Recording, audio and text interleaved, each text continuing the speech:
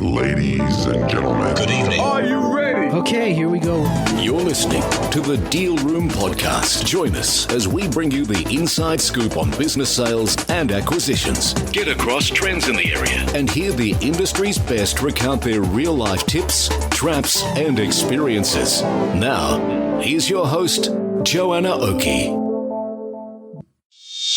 Hi, it's Joanna Oakey here and welcome back to the Deal Room Podcast, a podcast proudly brought to you by our commercial legal practice, Aspect Legal. Now, in today's episode, we are speaking to Denise Hall, who is from Xclusive Business Sales, Melbourne. Denise is here talking to us today all about the current market trends that she is seeing through Xclusive in Melbourne in their client space of clients who are in the SME space of up to about 10 million in revenue. So we're talking to Denise today about these current market trends, about what they're seeing in terms of industries that are hot at the moment in the market and industries that they're seeing really potentially struggling. We also talk a bit about the concept of business owners coming in at that point of exit and being disappointed by sale value. And we talk a little bit about what that means in terms of forward planning for business owners and how that potentially has changed over time. So buckle in, here we go. Let's talk to Denise. Denise, hello. Welcome along to the Deal Room Podcast. Thank you very much for having me. Absolutely fabulous to have you on board, Denise. Okay, so today we're talking about current market trends, and particularly in Melbourne, where you're based. Yeah. So maybe hit us with it. Denise, what are you seeing at the moment in the market? And I guess I just want to clarify when we're talking about the market, we're talking here about sort of businesses who are in the sub $10 million space. So we're talking about the SME market. Absolutely. So what are you seeing, Denise? Well, what we're seeing is that there seems to be, certainly retail is taking a hit. Yeah. That's, there's no surprise there. And even other businesses that are coming to us, I guess part of my quest in life is for every business owner to have some sense of what their business is worth on the way through rather than just trying to find out at the end, then when they come to speak to us. Because unfortunately what's happened is that when they do come and have an appraisal done around saleability, and as tempting to do that in the short term, most of them are not liking the answer. And so the question then is, well, what can you do about it and what time do you have? Right? Because typically a business owner kind of got three reasons why they're looking to sell, generally speaking. One would be payday, how much money do I get? One would be freedom and how important freedom is. And if health is a concern here, freedom's really, really important. And then the other part is legacy. Legacy around some businesses, does it matter if they continue? Maybe not so much, where others have a deep history, they have a lot of clients they look after. It's important that they continue. And so to not contemplate understanding the value of this from a saleability point of view, or leaving it to the end, or leaving it to the point where you might be forced to sell, doesn't allow you the time to possibly make differences in what that payday price might be. And look, of course, that's, it's a thread that we talk about a lot here in the Deal Room. And I think, probably all of us who are here in the industry completely understand the difference, but forget perhaps businesses who don't have everyday exposure to business sales and acquisitions like we do, perhaps don't appreciate the massive difference that proper prep for sale makes to an end value, and the regularity of speaking to people who have a different idea of what their business is worth to what the market is actually tracking at the moment. Yeah, absolutely. And what I know is that there's a whole lot of opinion out there, and I can look up Dr. Google and get a whole different one again, right? Yep. And unless it can be based on some kind of market evidence, then it's guesstimate only at best. Right? If you're starting to make life decisions following, because you think the exit's going to look one way and it doesn't, what does plan B, B, C and D look like? Yeah. Right? All of these because what I know for sure is exit is inevitable. Full stop. Right? So the question then is, how planned is that? Now, we can roll with whatever you want to do, but if you then have commitments that you need to meet, even from a I need X amount of money from my business to be able to meet commitments, you know, the market's not going to give you that because it feels sorry for you. The business, the P&L needs to stack up and support what the sale price is. And if it doesn't support the numbers that you need, then we've got work to do. Yeah. So then I guess coming back to that concept, if we're looking at, you talked both about the importance of having market evidence for pricing rather than hope of pricing. Yeah. And of course, today we're also talking about the topic of market trends. But where are you seeing is perhaps a big change, or have there been big changes? Say, let's talk about the last 12 months and then let's go further, maybe the last 5 years, changing conditions that have led to owners having the wrong perception of the value of their business because of these trends that are going on. What's going on that people may not know about? So most of the rules of thumb that once applied really are struggling to stand up. So when we say those once rules of thumb, are you talking about that 3 times multiple type rule of thumb? Well, that, but there's also certain industry rules of thumb. Okay. And so talk a little bit about that, like what's changed. Yeah. So, for example, we don't do a lot of retail, but what I do know is that, for example, a large fruit shop type veg shop deli thing that we're looking at the moment, their standard valuation, if you like, or their standard kind of price point was 10 times weekly earnings, right? Now, when we look at it today and I'm doing an appraisal on it, the P&L doesn't actually support that price point, right? So then it depends who's looking. If it's somebody from within the industry, they may also know the same rule of thumb and be okay to pay it, right? Because they've grown up with it. Both sides understand where that's come from and why it's always been there. But if it's an external wanting to get into the industry, they'll base it on the P&L. They won't care about what the rule of thumb says.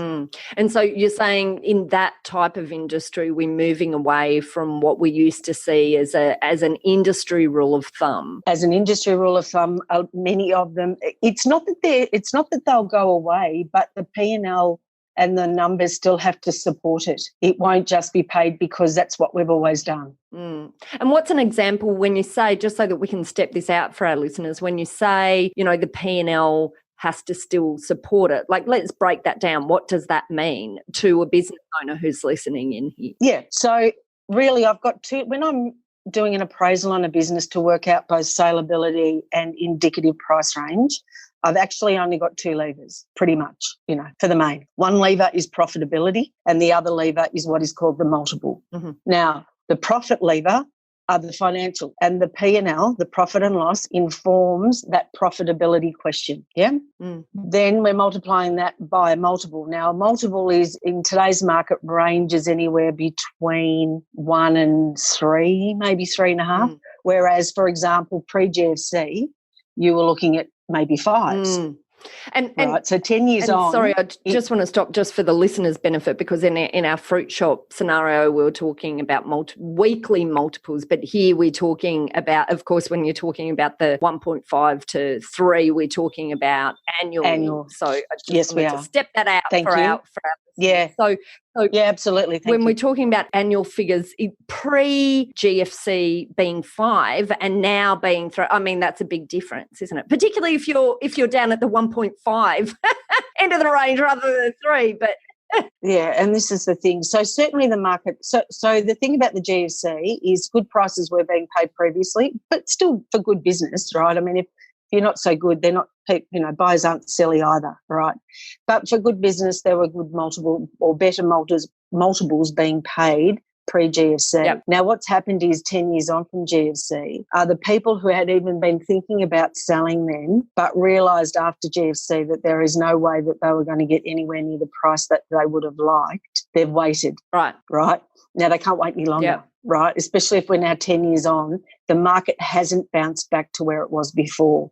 Depending on industry, there are a few sexy industries, but most of them, kind of as a standard, that hasn't bounced nearly as high as what it was previously. So what's an example then, like back to this trends idea then, what's an example of some industries that have bounced better than others then? Well, certainly. So when I talk about the profit and the multiple, right, and then that gives us an indicative price range. Now that multiple what sits in that multiple are all the more intangible things, like age, location, client list, like all of the ones that are not directly related, I guess, to the P&L. And this is where the likes of brand and that sit as well, right? Now, what we know is that I will be given a really good story about how good the business is, and the branding, the branding would have value, and once upon a time maybe it would have done so. But we then view the profit and loss as the scorecard of how well all of that has worked for you as a business owner,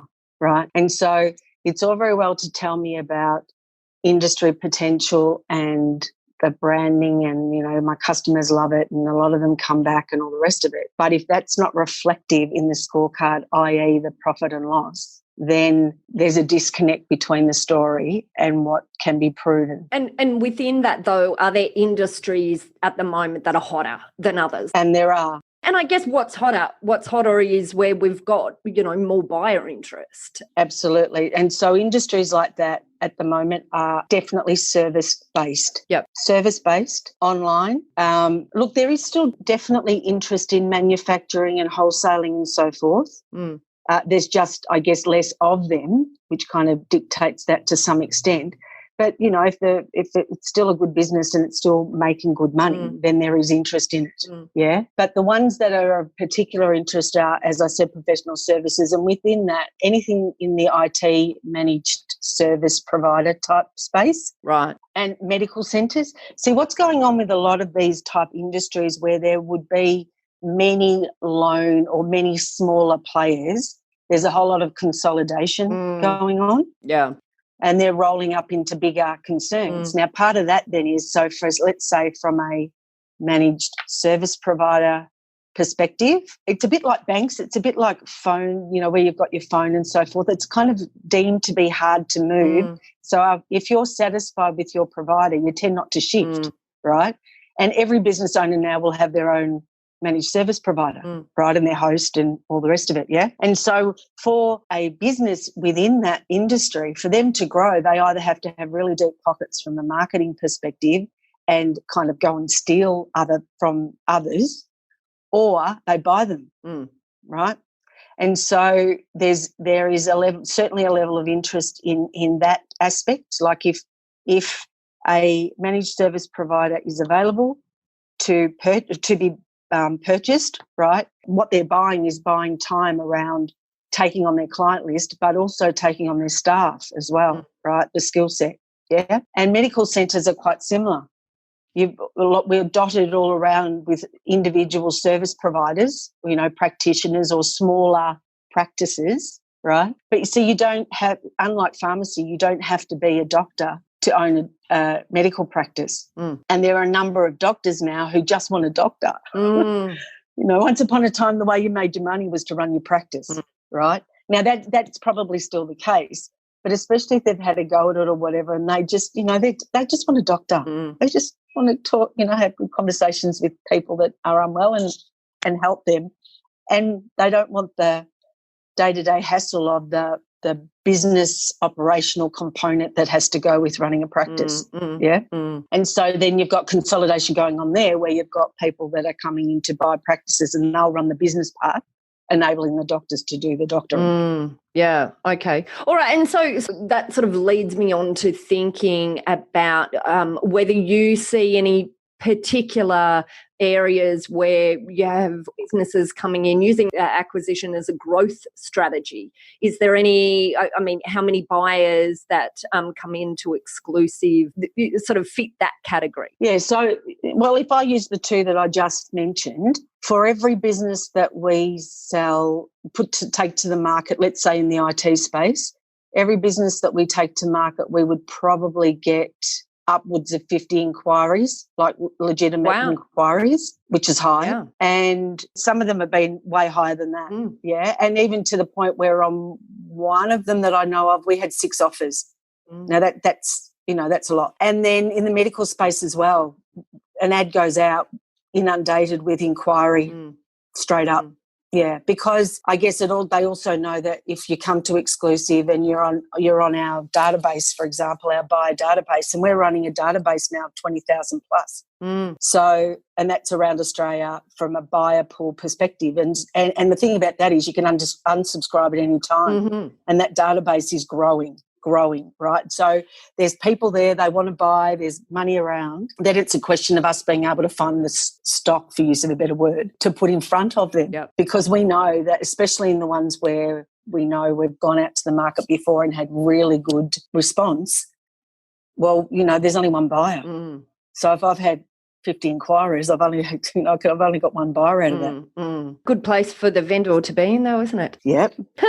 So just to that point, though, which means then that sometimes we can tip higher on that multiple because you're in demand, yeah? But there are other, obviously, industries not so interesting to the buyer pool. I'm glad you mentioned that because I was about to go there, Denise. The industries where there's not as much demand. So hit us with it. Retail, you've already talked about retail. Yeah, anything on the high street struggling, cafe, food, hospitality, retail. Yep, that's right. Hospitality, all that, that's really hard. That's not necessarily, I guess, just about what's happening right now. I mean, that's been building. It's a tricky space just generally, isn't it? It's been building. I mean, I've got to the point, I can't say that right across the board, but I've certainly got to the point now that unless it's a real kind of standout operation, we can't help them because our buyers will not look at them. And I'm not one to just take them on so I can pay some kind of a fee to be able to stick them on a website and hope someone finds them. I mean, the point why someone engages us is to sell the business. When they say they want to sell and they come and see us, I believe them, right? So that's what they come to see us. And if I don't, I'm becoming more selective about the type of businesses we'll take on now as well, in regard to if we don't think that we are able to do the sale justice and actually find genuine inquiry, it's not helping either of us. So are there areas, let's sort of cast our mind back through the last sort of 6 months and maybe a year where you've seen businesses come in that you thought would probably have been quite saleable, but now in the current market, just as you hit the market, suddenly have been a lot slower than you'd expected? We're certainly seeing businesses that are not as attractive, and so they're harder to move. Right. And I guess, that's couched in, a business that's not as attractive, will always have been harder to move. Always. Yeah, no, always. But you're saying, well, current market, it's even harder. Yeah, anything in that retail space, public-facing kind of space. But if they've been able to move online or have an online presence as well, now you can't do that with cafe food, right? Well, necessarily. You can if you're wholesale, I guess, depending on what you're doing. But have to be a bit innovative. Let's say. See, this is the thing. Cafe into something that's online. Well, and this is the thing. So realistically, for a business to be seen to be really attractive would be running both an online market and an offline market. Now, they're actually two completely different business models. One isn't just a carbon copy of the other run on a different platform. They're actually different business models. And so to try and expect to see that as well within one small business, that's actually a little unfair, I think, especially if you've only got the one or two kind of owners that are trying to drive all this at the same time. But therein lies the opportunity, right? From a buyer's perspective, if I'm offline and I can purchase something from that is online, that is complementary to what I do, and bolt the two together, there's real value in that. But then again, that also then takes time to bring it in and merge it in and get it to the point where it's well and truly anchored so that it works. Yeah. Okay. All right. And I guess one of my last couple of questions, distress sales, are you seeing any sort of uplift in that at the moment? Yes. Yeah. Yes, full stop. That's what I'm hearing every day. That's why I asked. And the way we're trying to help support that, and some of the ones we see should actually be going down that path. Yeah. So where we're assisting in that is that we're working closely with liquidators and receivers because, for example, they can access our 20,000 plus buyer pool. Mm. They can't do that on their own. They don't run those databases. Mm. Right. And, you know, a distressed sale, more than any other sale, even though every sale, almost every sale is all about speed. Although we had a new matter today, and I tell you what, for the first time in a long time, someone said to me, you know what, time isn't really an issue. No. We can do it at any point. That It's is not, a little burden statement.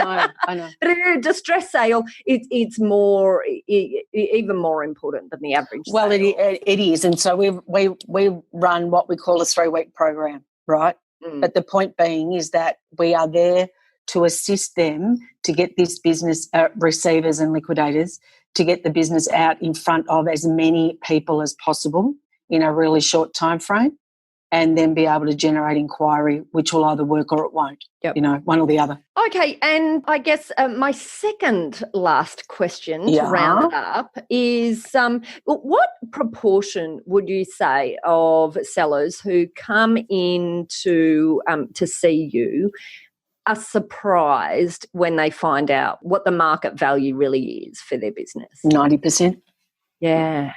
Isn't that interesting? Which is really hard because if they've left it to if we are the last person they come and speak to about this, and they've always thought that the value of their business was a certain amount, and then we do an appraisal on it and it's kind of nowhere near that. You know, I'm often got vendors in front of me in tears, and which really upsets me because that conversation should not be happening now. Yeah. That should have been happening way earlier.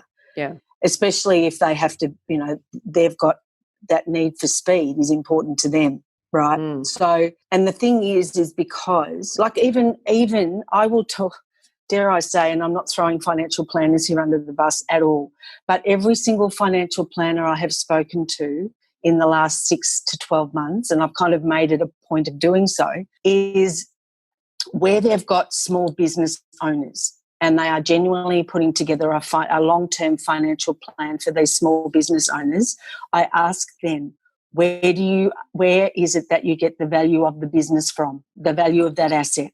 And what's the answer? Either the owner or the accountant give me what they think it's worth. Now, seriously, like this is a financial plan. Right. Yeah, we have a lot of accountants who listen to us. So maybe, you know, here's the opportunity maybe to speak to the accountants and sort of give some sort of pointers as to, obviously that's been a common issue that you've seen that maybe. And why is it? Why do you think that accountants maybe come up with a value that might be different to what you guys perceive the market is, or where the market then ends up? Which takes us back to where we were before, right? That this notion of 3 times, yeah?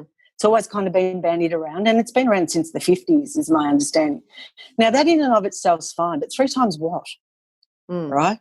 We can do 3 times, but it has to be 3 times on EBITDA, for example, to all you accountants out there. It's not 3 times revenue. It's not 3 times owner's income to a working owner, not including their salary has not been taken out, like a PBITDA. So it's 3 times what? Yeah. And so what's really important then is where you look for evidence. And so what's happening now is that how we can support accountants and financial planners is that we can provide them with the number that is market evidence-based. Now, it's still indicative, but it's a whole lot closer to industry and timing and market reality than a commentary around 3 times. Yeah. And, you know, how often should businesses, you know, do you think, update valuations? How often does the market change so much that the parameters around which, you know, the market is coming up with a value for that particular industry, you know, really change? Yeah. So unless you kind of know that your industry's shifted, right, or you get a sense that, you get a sense that there's a shift going on. Look, I would have thought that every 18 months, 24 months would probably get an appraisal done. We'll do an appraisal for you. There's certain information we get. We drop it in. We produce a 10-page report, and that appraisal is definitely around indicative price range in today's market. It's not a full-blown valuation. It's a around saleability question, right? Now, part of that would be, yes, to know what your business is worth, but what a number of our clients are also doing is using that as a way to, okay, this is the number as at today. How do I shift the number, right? And using it as almost a, dare I say, coaching mechanism. And sometimes accountants are helping their clients then use this to do that. If they want a bigger payout, assuming the market stays the same, what do they then need to do from a growth and an expenses point of view to get that number closer to where they want it?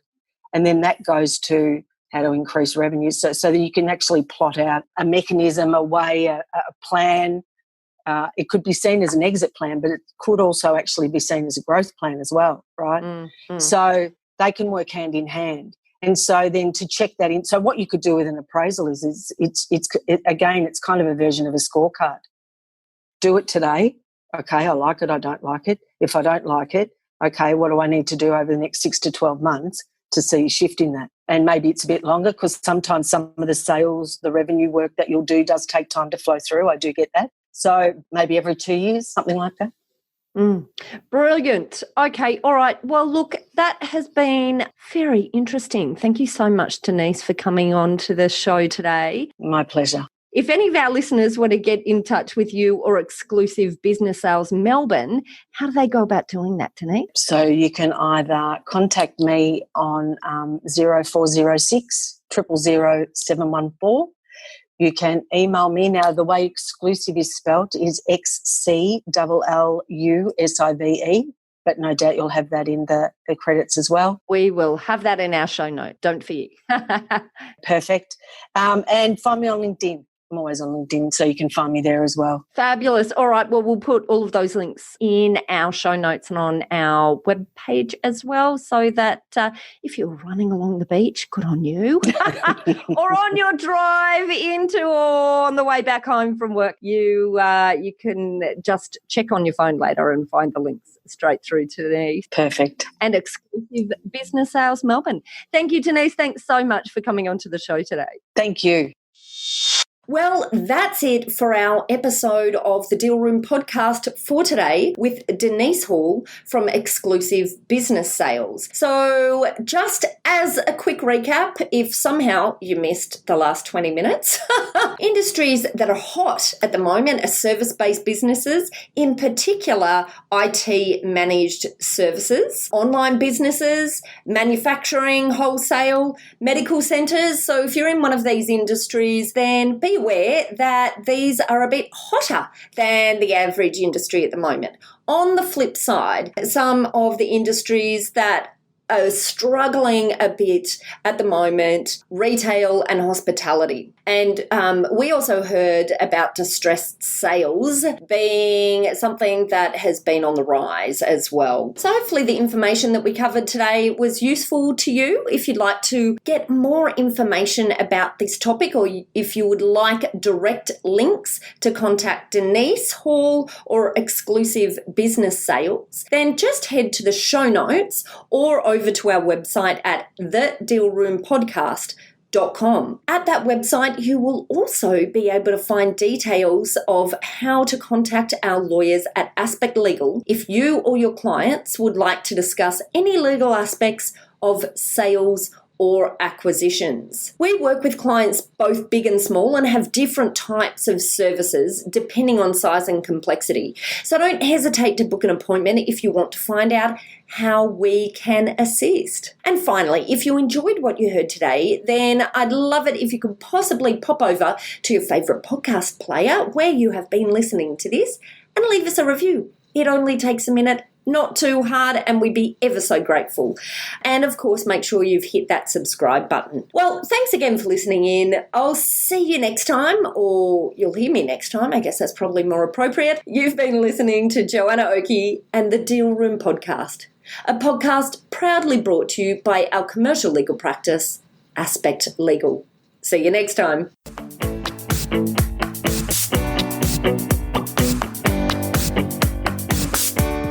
Have you heard of Aspect Legal's partner program? Our partner program is a free program that's open to brokers, corporate advisors, accountants, and any other advisors to businesses who are dealing with organisations that are leading into a sale or acquisition of businesses or shares. As part of our partner program, we offer free access to our legal hotline, which is a support line to our specialist lawyers. We also provide a pre-free sale legal review to buyers and sellers, where we educate them about the process and timelines from a legal perspective. And the third element that forms part of this partner program is a match-up database that we run, where effectively we're able to connect up accountants or brokers or corporate advisors with businesses who are looking to either sell or acquire. So if you're a partner of ours, you go straight into that partner database, and where we can see opportunities to provide matchups, then we introduce you. And the final element of our partner program is ongoing education in the form of seminars, webinars, and meetups. And that's something new that we're introducing into the partner program in early 2020. So if you're not a partner, then all you need to do to become a partner is just pop us an email at partners@aspectlegal.com.au and just simply say in your subject column, I want to become a partner. It's as easy as that to get immediate access to our free legal hotline and all of those other resources. We look forward to having you on board as a partner. Ladies and gentlemen. That will conclude this evening's entertainment. Thanks for listening to the Deal Room Podcast. To find out more about this episode and other episodes in the series, check out the show notes or head over to our website at thedealroompodcast.com.au.